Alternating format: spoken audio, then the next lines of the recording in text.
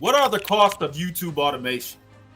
In this video, I'll break down exactly what you need to invest to get started without breaking the bank. Welcome back to my channel. This is Markus Naves.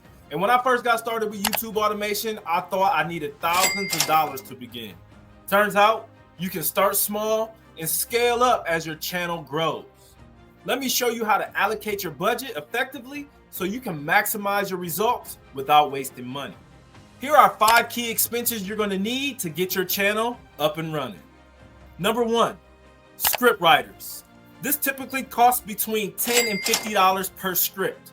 Each script is about 1,800 words or more, and it's going to need to capture that YouTube psychology. It has to be compelling, captures your viewers' attention, and add value and be entertaining. You're going to invest more for more complex and research-heavy topics. I typically spend about $15 per script. Number 2, voiceovers. Prices range from $15 to about $50 per video, depending on the length of the script and quality. I usually pay about $15 per voiceover. Number 3, video editing. Expect to pay $20 to about $100 per video. High quality editing can elevate your channel's professionalism. I typically spend about $20 to $25 per video. Number 4, thumbnail design.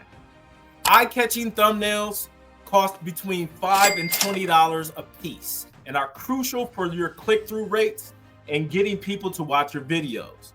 I typically spend between $5 and $10 per thumbnail. Number 5, here are some other costs that you should be aware of as your channel starts to get going. First, you have stock footage or images.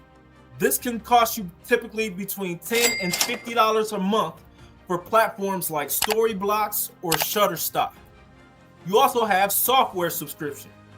Tools like Canva, vidIQ, or TubeBuddy all have free versions, but they also have upgraded versions to each one of these softwares where it becomes a subscription.